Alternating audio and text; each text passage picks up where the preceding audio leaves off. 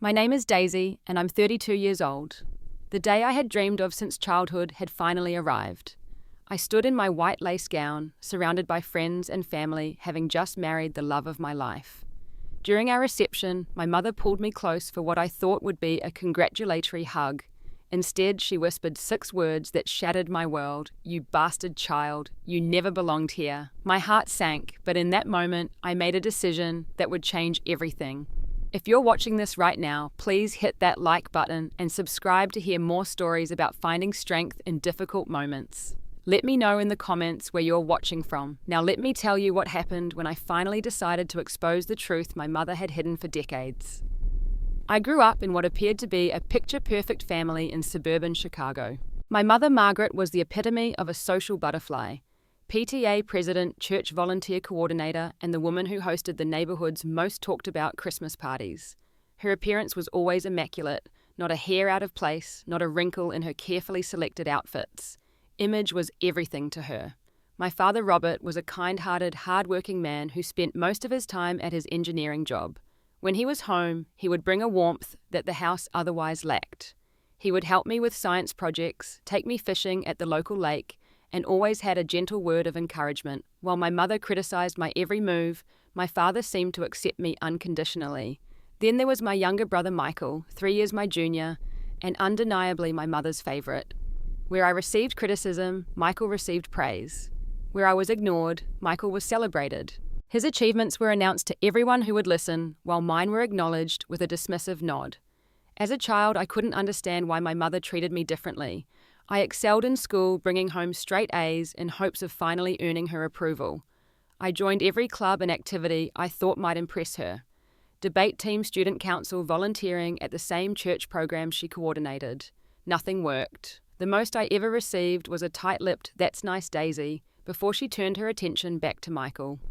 There were subtle signs throughout my childhood that something wasn't quite right. In family photos, Michael had my mother's hazel eyes and my father's cleft chin.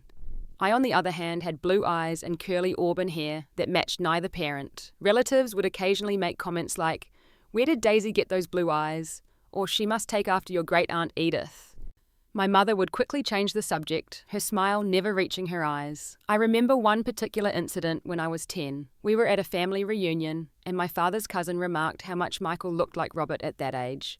Then she turned to me and said, "But Daisy, you're such a unique little thing. You don't look like either of your parents, do you?"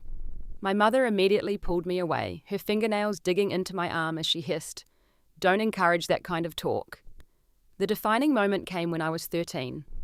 I had come home early from a cancelled piano lesson and overheard my parents arguing in their bedroom. My mother's voice was sharp and angry. "She doesn't even look like you, Robert. Everyone can see it. Do you know how hard it is for me every time someone comments on her eyes or her hair?"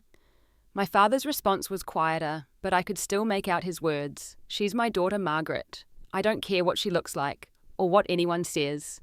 I stood frozen in the hallway, my mind racing. What did she mean I didn't look like my father? Why would that upset her so much? When I tried to ask my mother about it later, she dismissed me with a cold, "You must have misheard. Don't make up stories, Daisy. It's not attractive." For years, these questions lingered in the back of my mind. But in our house, my mother's word was law, and certain topics were simply not discussed. So I learnt to swallow my questions, to push down the growing sense that something fundamental about my life was being kept from me.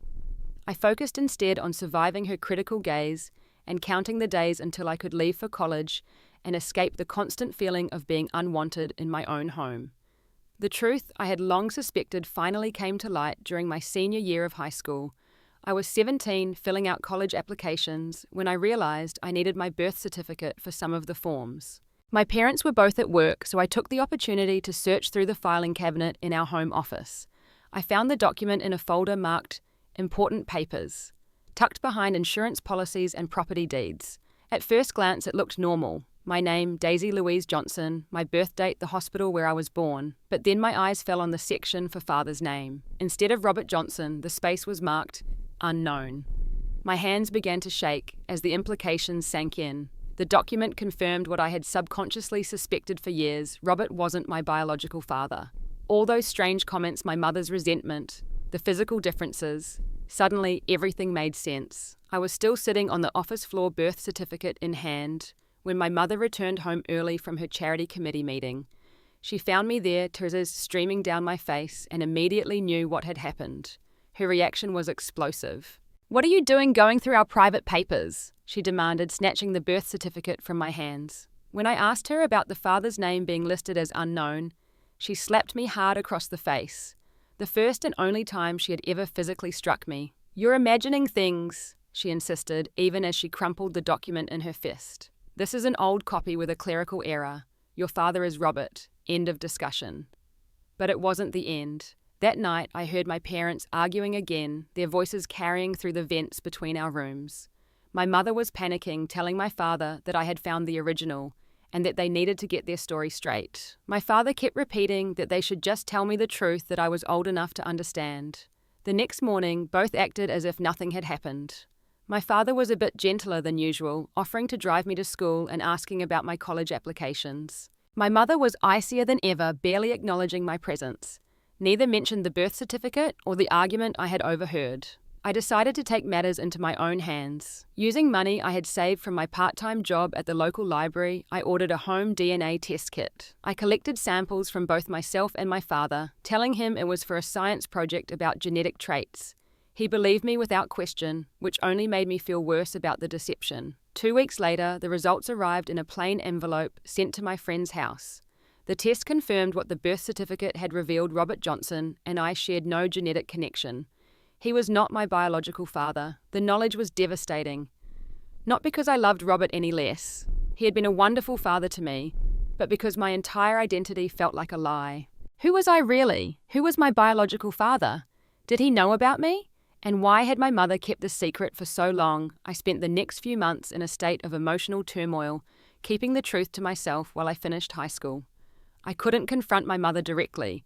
Her violent reaction to the birth certificate had shown me that would be dangerous territory, and I couldn't bring myself to tell Robert what I had discovered. Though I now understood he wasn't my biological father, he was still the man who had raised me, who had shown me nothing but love and support. Meanwhile, my mother seemed to sense that I knew more than I was letting on. Her hostility increased, as did her controlling behavior. She began questioning my every move, checking my phone when I wasn't looking, even following me to the library once, to make sure I was actually working and not meeting someone. It was as if she feared I was secretly investigating my true parentage, which in fact I was. Through careful eavesdropping and searching through old photos and letters, when my parents were out, I managed to piece together parts of the story. My mother had been engaged to Robert, but had an affair shortly before their wedding. When she discovered she was pregnant, she led Robert to believe the child was his. They married quickly, and I was born 7 months later, supposedly premature, but actually right on time. Whether Robert ever suspected the truth, I couldn't be sure. Some of the letters I found suggested he may have had doubts early on, but chose to ignore them out of love for both my mother and me. It seemed he had decided that biology didn't matter. I was his daughter in every way that counted. As graduation approached, I made a decision. I would keep this knowledge to myself until I was safely away at college. Then I would decide how, or if, to confront my parents with what I knew. The weight of the secret was crushing, but for the first time in my life, I felt I understood why my mother had always treated me with such contempt. I was living proof of her infidelity, a constant reminder of her deception. My acceptance letter to the University of California was my ticket to freedom. Located nearly 2,000 miles from Chicago, it offered the perfect opportunity to distance myself from my mother's controlling grip and the suffocating weight of family secrets. I had applied without telling my parents, using my guidance counselor's address for correspondence. When I finally announced where I would be attending college, my mother's reaction was predictably negative. "California? That's ridiculous, Daisy. It's too expensive, and frankly you won't fit in there." Her dismissal was immediate and cutting. Robert, however, surprised me by supporting my decision. "If that's where she wants to go, Margaret, we should support her. Daisy's earned this opportunity." The pride in his voice made my secret knowledge even more painful to bear. In the end, a scholarship package made the decision financially possible, and despite my mother's continued objections, I packed my bags that August and boarded a plane to my new life. The moment the wheels left the ground, I felt a weight lifting from my shoulders. For the first time, I would be defined by who I was, not by my mother's expectations or by family secrets. College was transformative. Surrounded by people who knew nothing about my past, I could reinvent myself. I joined clubs based on genuine interests rather than what might impress my mother. I made friends who accepted me for who I was, not who they expected me to be. I discovered a talent for marketing and communications fields that valued my creativity and analytical thinking. Most importantly, I built a network of friends who became the family I chose. My roommate Zoe was the first person I ever told about my discovery regarding my biological father. Instead of judgment or pity, she offered understanding and support. Through her, I met others who had complicated family situations of their own. For the first time, I didn't feel alone in my struggles. Contact with my family became limited to holiday phone calls and the occasional visit home during breaks. These visits were always tense, with my mother's criticism picking up exactly where it had left off. "You've gained weight, Daisy," or "that hairstyle doesn't suit your face shape," or "marketing, is that really the best use of your intelligence?" Robert tried to mediate, but years of deferring to Margaret had weakened his resolve. It was during my senior year that I met Jason. We were paired for a group project in our consumer behavior class, and from the first meeting there was an undeniable connection. Jason was kind, intelligent, and genuinely interested in hearing my thoughts and ideas. He laughed at my jokes, valued my opinions, and made me feel seen in a way that was entirely new to me. Our relationship developed quickly, moving from study partners to friends to something more within a matter of months. With Jason, I felt safe enough to share my family history, including the truth about my parentage. His response was everything I could have hoped for. "It doesn't change who you are, Daisy," he said, holding my hands in his. "And Robert is your real father. Biology isn't what makes a parent." Jason's own family was stable and loving, the kind I had always envied from afar. His parents, David and Sophia Martinez, welcomed me warmly from our first meeting. Sophia in particular seemed to sense my hunger for maternal affection and went out of her way to include me in family gatherings and traditions. As graduation approached, and Jason and I made plans to move to San Francisco together, I found myself at another crossroads regarding my family secret. Should I confront my parents before leaving college, clearing the air once and for all, or should I continue to protect their fiction, allowing Robert to believe I was none the wiser about my true parentage? In the end, I chose a middle path. During my final visit home before graduation, I had a private conversation with Robert. I didn't tell him I knew he wasn't my biological father, but I did make sure he knew how much I valued him. "Dad," I said, as we sat on the back porch one evening, "I just want you to know how grateful I am for everything you've done for me. You've been the best father anyone could ask for." Robert's eyes misted over. "Being your dad has been the greatest joy of my life, Daisy. Never forget that." "Turn." He squeezed my hand, and in that moment I wondered if he somehow knew what I had discovered, and was telling me it didn't matter to him. With my mother, there was no such moment of connection. She remained critical and distant, barely acknowledging my graduation or my plans for the future. When I left Chicago that spring, I did so with a mixture of sadness for the relationship with Robert that might have been in a different family and relief to be escaping the shadow of my mother's disapproval. As Jason and I built our life together in San Francisco, I found myself thinking less and less about the unanswered questions of my past. For the first time, I was focused on my future, a future that seemed bright with possibility and free from the weight of family secrets. After 3 years together in San Francisco, where we had both established promising careers, Jason in tech and I in marketing, he proposed during a weekend trip to Napa Valley. The setting was perfect, a sunset picnic overlooking vineyards bathed in golden light, a vintage ring that had belonged to his grandmother, and words that made me cry with happiness.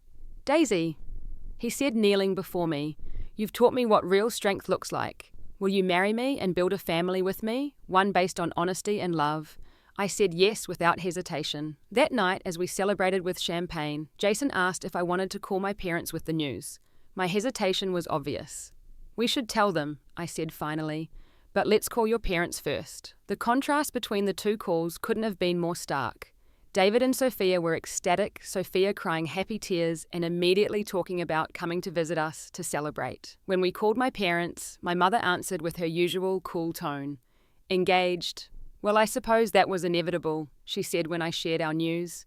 "Have you set a date yet? Because June weddings are nearly impossible to plan without at least 18 months' notice for a proper venue." Before I could respond that we were thinking of a small ceremony, she had launched into a monologue about church availability, reception venues, and the right kind of photographer. Robert got on the line briefly to offer congratulations that sounded genuinely warm, but my mother quickly reclaimed the phone to continue her wedding planning takeover.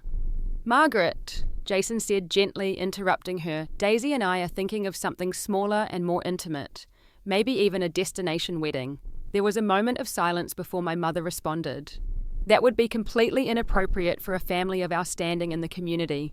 People expect certain things, Jason. I'm sure your family doesn't understand that, but in our circles, appearances matter." That comment set the tone for what would become months of wedding planning battles. Despite living thousands of miles away, my mother attempted to control every aspect of our wedding. She insisted on a traditional church ceremony in Chicago, dismissing our preference for an outdoor ceremony in California. She sent me clippings of wedding dresses she deemed appropriate, all of which were far more conservative than anything I would have chosen. The guest list became another battleground. My mother wanted to invite dozens of her social connections, people I barely knew or hadn't seen in years, while questioning the necessity of including my college friends and colleagues. "Do you really need to invite your roommate from freshman year?" she asked dismissively when reviewing our preliminary list. "It's not as if she's family." Jason witnessed firsthand the dynamic I had described to him over the years. After one particularly difficult phone call, during which my mother criticized everything from our choice of colors to my decision to have Zoe as my maid of honor, he held me as I cried. "We could elope," he suggested, only half joking, "or just invite people who actually love and support us." The idea was tempting, but I knew it would only delay the inevitable confrontation with my mother. And part of me, the part that was still that little girl desperate for approval, wanted to believe that my wedding might finally be the occasion where my mother would show me the affection I had craved all my life. As the wedding date approached, tensions escalated. During a visit to Chicago to finalize arrangements, my mother and I had our worst argument yet. I had chosen a dress, a sleek modern gown with an open back, that made me feel beautiful and confident. When I showed her a photo, her reaction was immediate and cutting. "Absolutely not. You don't have the figure for something that revealing, Daisy. You never have. Remember your prom dress disaster? This would be even worse." Something in me snapped on. "This is my wedding, Mom. My dress. My choice." Her eyes narrowed. "Is it? Because last I checked, your father and I are paying for this wedding. That gives us some say in how things are done." "Then maybe we don't want your money," I replied, my voice shaking. "Maybe Jason and I should just handle everything ourselves. And embarrass us with some backyard barbecue you call a wedding? I don't think so." She moved closer, her voice dropping to a threatening whisper. "Be careful, Daisy. There are family secrets that would make for very uncomfortable wedding conversation. Secrets about you." It was the first time she had ever directly alluded to the truth about my parentage. The implied threat was clear: comply with her wishes, or she would publicly reveal that Robert wasn't my biological father, something she didn't know I had already discovered. I left that meeting shaken, but more determined than ever to have the wedding Jason and I wanted. We decided to compromise on location, Chicago as my parents wished, but stood firm on everything else: the venue. A modern art gallery rather than a church. The guest list balanced between both families and including all our friends, and most definitely my dress choice. Robert, sensing the tension between my mother and me, tried to play peacemaker. During a rare moment alone with him, he pleaded for understanding. "Your mother means well, Daisy. She just wants everything to be perfect." Perfect for who, Dad, her, or me? He sighed heavily. "Sometimes I think Margaret has spent so many years worrying about what other people think that she's forgotten how to just be happy for the people she loves." Consult and at home, Ashken. His words stayed with me as the wedding day approached. Despite all the conflict, part of me still hoped for a moment of connection with my mother. Some acknowledgement that regardless of my biological origins, I was her daughter and she loved me. But as the final dress fitting demonstrated, that hope was fading fast. "You could still change to the Vera Wang," she said, eyeing my reflection critically. "This one does nothing for your shoulders." I met her gaze in the mirror.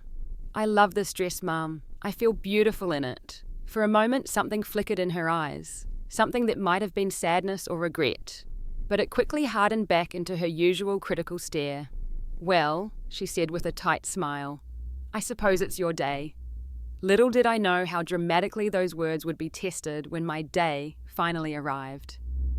My wedding day dawned clear and bright, a perfect September Saturday in Chicago. I woke up in the hotel suite I was sharing with my bridesmaids, feeling a mixture of excitement and nervous anticipation. Today I would marry Jason, the man who had shown me what unconditional love and acceptance felt like. Nothing else mattered.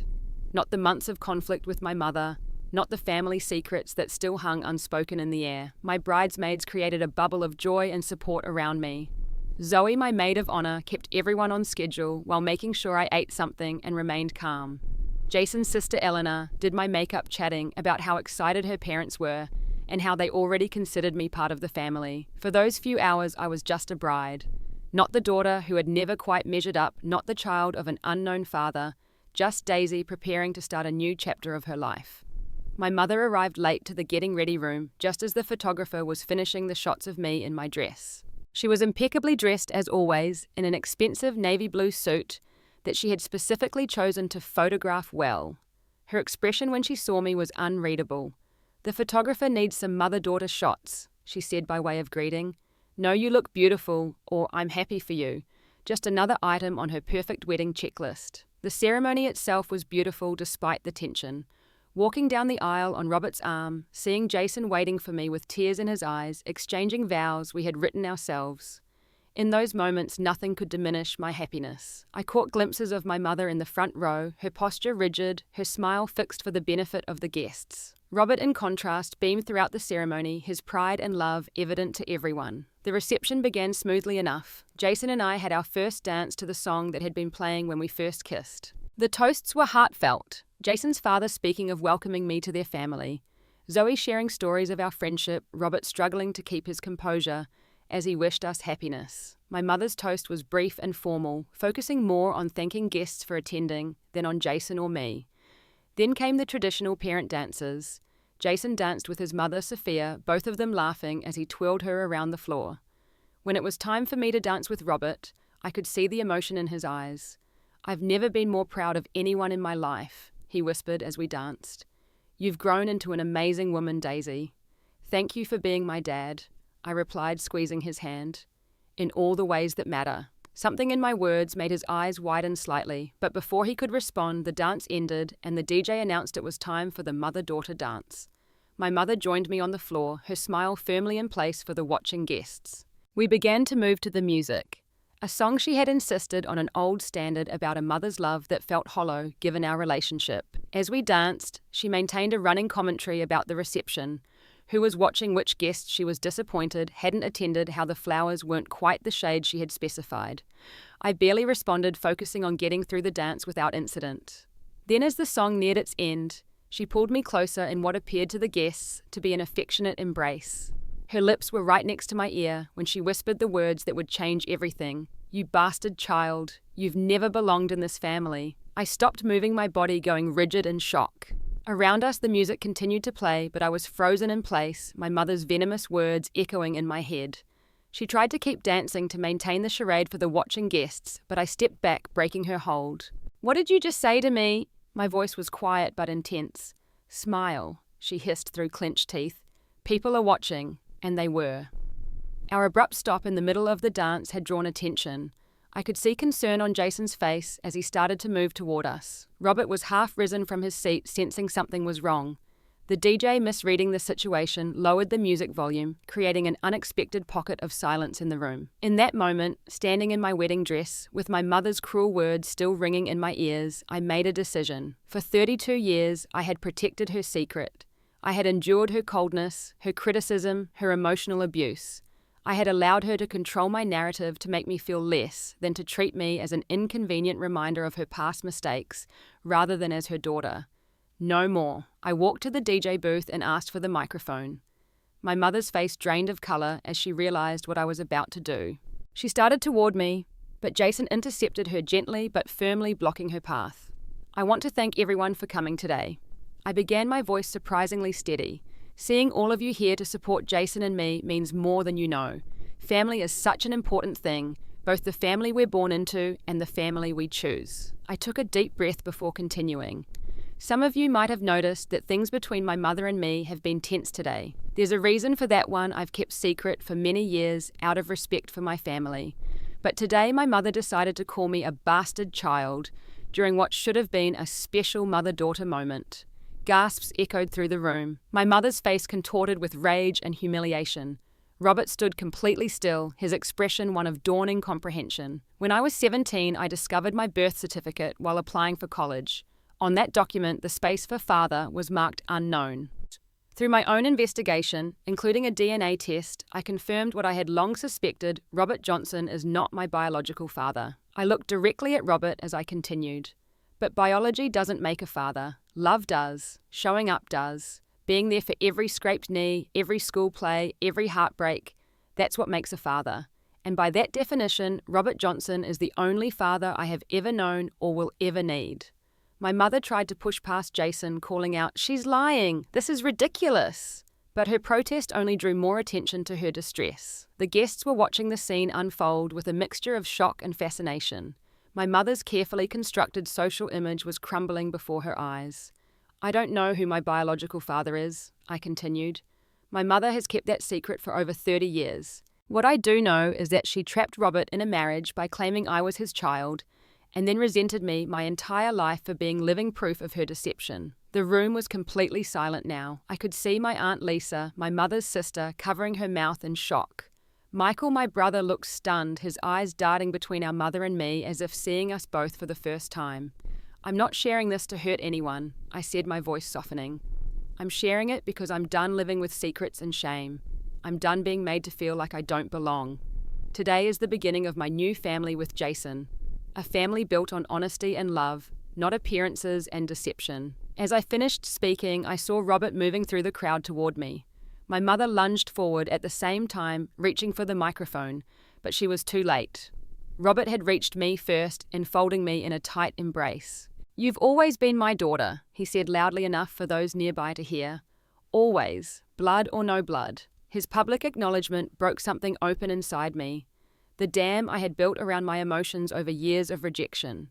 Tears flowed freely down my face as I returned his embrace.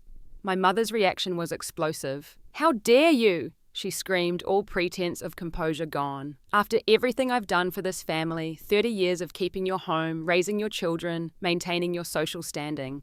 "Maintaining lies, you mean," Robert replied, his voice calm but firm. "I've always had my suspicions, Margaret. The timing of Daisy's birth, the way you've treated her differently from Michael. But I chose to believe you. I chose to love the child you brought into our marriage regardless of biology. What I don't understand is why you couldn't do the same." My mother's face contorted with rage. "You want the truth, fine. I was seeing someone before our wedding. Someone who actually excited me, not some safe, boring engineer. When I found out I was pregnant, I did what women in my position had to do back then. I married the reliable option." Her words cut through the room like a knife. Robert flinched but kept his arm around me protectively. Michael had made his way to us and now stood at my other side, his initial shock giving way to anger directed at our mother. "So you've been punishing Daisy her entire life for your choices," he demanded, "making her feel unwanted in her own home. That's monstrous, Mom." My mother's sister approached her, then taking her arm firmly. "That's enough, Margaret. You're making a scene. Let's get some air." As my aunt led my protesting mother away from the reception, I turned to the stunned guests. "Please," I said into the microphone, "enjoy the rest of the celebration. This isn't how I imagined my wedding day unfolding, but I'm standing here with the truth finally in the open, surrounded by people who love me for who I am. That's something worth celebrating." To my amazement, the room broke into applause. Jason came to my side, taking the microphone and handing it back to the DJ. "How about some music?" he suggested, and just like that, the reception continued. It wasn't the perfect wedding day I had once dreamed of, but as Jason led me back to the dance floor, surrounded by friends and family who had just witnessed one of the most vulnerable moments of my life, and were still there, still celebrating with us, I realized it was something better than perfect. It was authentic. The days following our wedding were a whirlwind of emotions and revelations. Jason and I delayed our honeymoon to deal with the immediate aftermath of what people in our hometown were now calling the wedding confession. My mother had retreated to her sister's house, refusing to speak to anyone from the family. Robert had moved into a hotel, telling me he needed time to process everything, but that his love for me remained unchanged. The social fallout was exactly what my mother had feared all her life. The carefully constructed image she had maintained in our community was shattered. Her phone stopped ringing with invitations to charity committees and social events. People whispered when she eventually ventured out in public. The hypocrisy was stark, as if infidelity was unheard of in our social circle. But for a woman who had built her entire identity around appearances and social standing, it was devastating. A week after the wedding, Robert asked to meet me for coffee. He looked tired, but somehow lighter, as if a burden had been lifted from his shoulders, along with the secret. "I need to be honest with you, Daisy," he began once we were seated. "I've suspected the truth since before you were born." I held my breath, waiting for him to continue.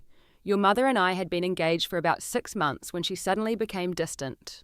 There were unexplained absences, phone calls she would take in private. I confronted her, and she admitted to a brief relationship with someone else. She swore it was over and begged me to forgive her." He paused, turning his coffee cup in his hands. 2 weeks later, she told me she was pregnant. The timing, well, it could have been mine, but I had my doubts. But I loved her, and I was raised to believe a man stands by his responsibilities. So we moved the wedding date up and tried to make it work. "When did you know for sure?" I asked quietly. "The moment they placed you in my arms at the hospital," he said, his eyes misting over. "You were this perfect little thing with a head full of auburn curls and eyes so blue they didn't look real. Nothing like anyone in my family or Margaret's. But it didn't matter, Daisy. From that first moment you were mine. Biology be damned. Then why did you let her treat me that way?" The question that had haunted me for years finally found voice. "You must have seen how she favoured Michael, how she criticised everything I did." Robert's face crumpled with regret. "I failed you there. I thought if I showed you enough love, it would make up for her coldness. I told myself that confronting Margaret would only make things worse, that she might take you and Michael and leave. It was cowardice disguised as peacekeeping, and I'm so sorry." His apology was sincere, and I could see the genuine pain in his eyes. For the first time, I recognized that Robert had been trapped in my mother's web of deception, just as I had been, albeit in a different way. "Do you know who my biological father is?" I asked the question I had wondered about for so long. Robert nodded slowly. "I have suspicions. There was a man Margaret dated in college before me, Thomas Wilkins. He moved to California right around the time Margaret and I got engaged. When she admitted to the affair, she wouldn't name the man, but I always wondered if it was him. Thomas Wilkins, a name at last for the biological connection I had wondered about. Did he know about me?" "I don't think so," Robert replied. "Margaret insisted she never told him about the pregnancy. Whether that's true or not, I can't say." As our conversation continued, Robert shared more about the early years of their marriage. How my mother had insisted on moving to a new neighbourhood before I was born, cutting ties with friends who knew about her relationship with Thomas. How she had thrown herself into creating the perfect family image to compensate for what she saw as her moral failure. How her resentment toward me had grown as I developed traits, my artistic tendencies, my independent streak, that reminded her of Thomas. "None of that excuses how she treated you," Robert emphasized. "But I want you to know that her coldness was never about you, Daisy. It was about her own guilt and shame." Before we parted, Robert made me a promise. "I'm going to be better at standing up for what's right starting now. Margaret and I need to have some serious conversations about our future, but regardless of what happens between us, you will always be my daughter. Always." The next person to reach out was my brother Michael. We met at a park near his apartment, walking along the lake as we talked. "I had no idea," he said, kicking at the pebbles along the path. "All these years, the way Mom treated you, I thought it was just her playing favourites. I never imagined there was this whole secret behind it." "It wasn't your fault," I assured him. "We were both kids caught in an adult situation." Michael stopped walking and turned to face me. "But I should have stood up for you more. All those times Mum criticised you, and I just sat there, or worse, enjoyed being the favourite. I was a terrible brother." His remorse was genuine, and it helped heal a part of me that had always felt rejected, not just by my mother, but by my brother as well. We spent hours talking that day, reconnecting as adults, and committing to a more authentic relationship moving forward. "You know what's really messed up," Michael said, as we were about to part. "Mom's still trying to spin this. She called me yesterday going on about how she was the real victim in all this, how you had humiliated her publicly after all she'd sacrificed for you." I wasn't surprised. My mother had spent decades crafting her narrative. She wasn't likely to abandon it now. "What did you tell her?" "I told her she needed professional help," Michael replied, and that until she could acknowledge what she did to you, I didn't want to hear from her. His solidarity meant more to me than he could know. For the first time, I wasn't facing my mother's manipulation alone. In the weeks that followed, as Jason and I finally left for our delayed honeymoon and then returned to our life in San Francisco, my mother made several attempts to contact me. Her messages ranged from angry accusations, "You've destroyed this family with your selfishness," to tearful pleas, "Please, Daisy, we need to talk about this as a family," to attempts at minimizing what had happened. "Everyone is blowing this out of proportion." Not once did she apologize. Not once did she acknowledge the years of emotional abuse she had inflicted on me. Not once did she take responsibility for the choices that had led to this moment. With Jason's support and the help of a therapist I had started seeing, I made the difficult decision to limit contact with my mother until she was willing to take genuine accountability for her actions. It wasn't about punishment. It was about protecting myself from further harm. "You deserve better than to keep subjecting yourself to her manipulation," my therapist told me. "Setting this boundary isn't selfish. It's necessary for your healing." Robert respected my decision while keeping me updated on his own situation with my mother. They were in counselling, he told me, but progress was slow.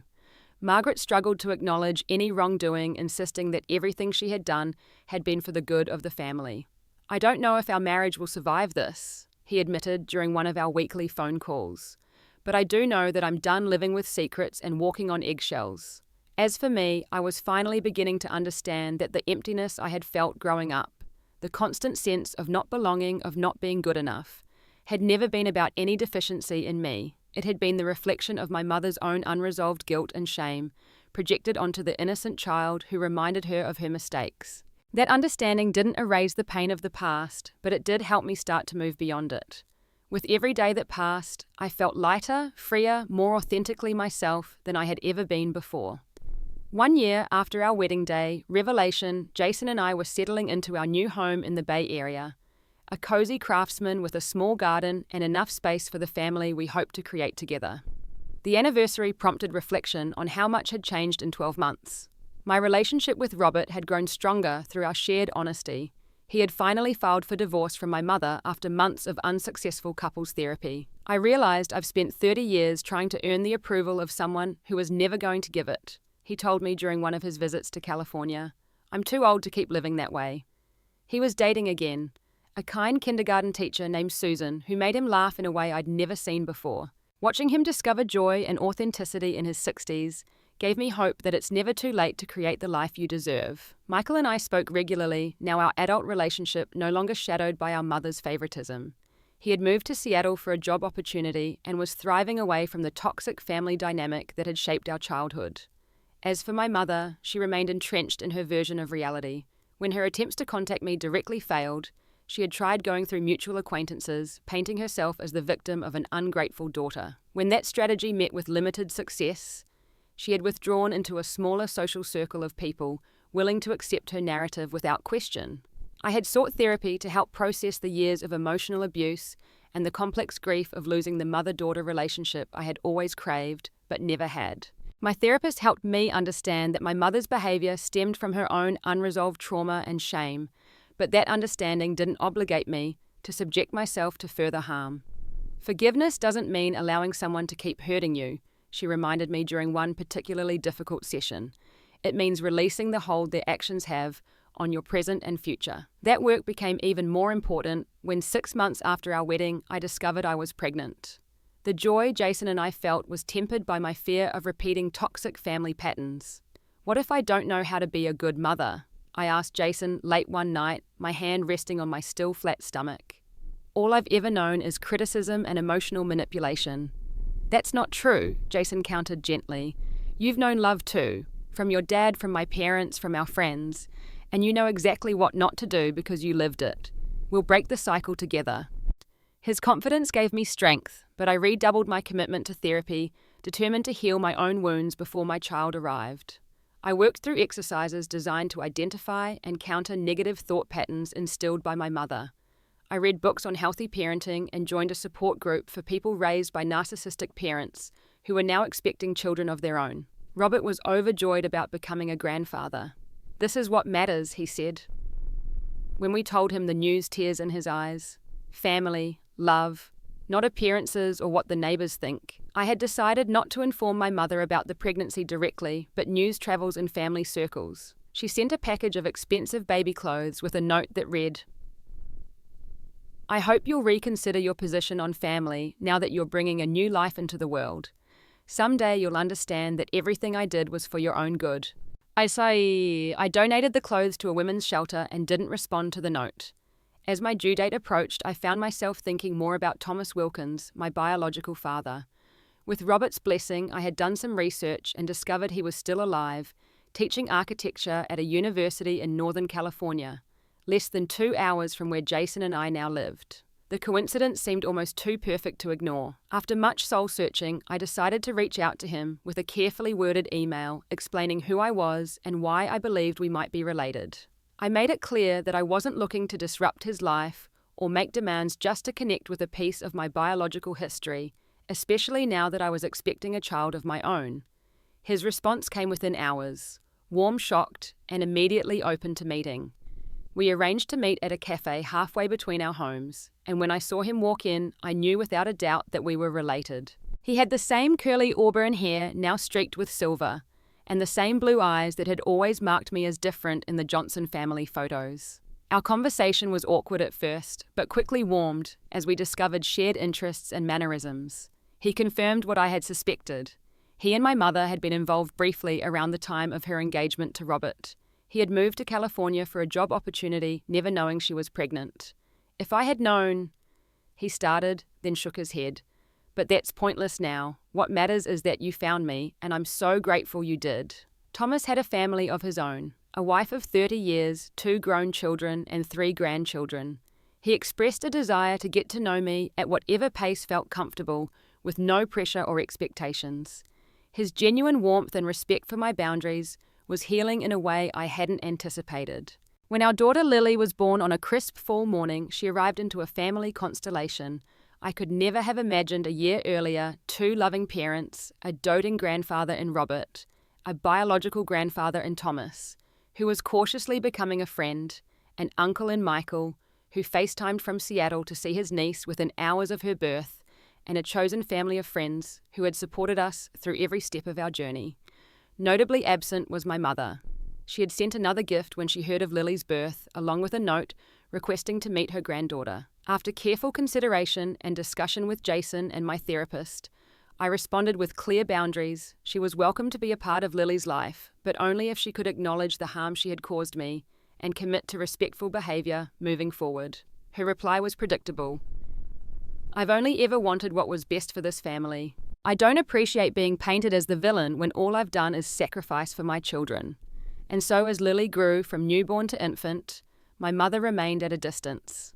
A choice that sometimes brought sadness, but never regret. I was determined that my daughter would grow up knowing she was loved unconditionally, that her worth wasn't tied to her achievements or appearances, that she belonged exactly as she was. On Lily's first birthday, surrounded by family and friends who truly celebrated her existence, I looked around at the life we had created and felt a profound sense of peace. The truth that had shattered my mother's carefully constructed image had set me free to build something authentic and beautiful from the pieces. Standing up at my wedding had been the hardest thing I'd ever done, but also the most necessary. In exposing the truth that had shadowed my entire life, I had finally claimed my right to live without shame or pretense. The cost had been high, the loss of relationship with the woman who gave birth to me, but the gain had been immeasurable freedom, authenticity, and the chance to create a new family legacy based on honesty and unconditional love. As I watch my daughter grow, I know that someday she'll ask questions about her grandmother, about family history, about why some people are in our lives and others aren't. When that day comes, I'll tell her the truth in age-appropriate ways. I'll explain that sometimes the hardest choices are the most important ones, that standing up for yourself isn't selfish, but necessary, that being authentic matters more than being perfect.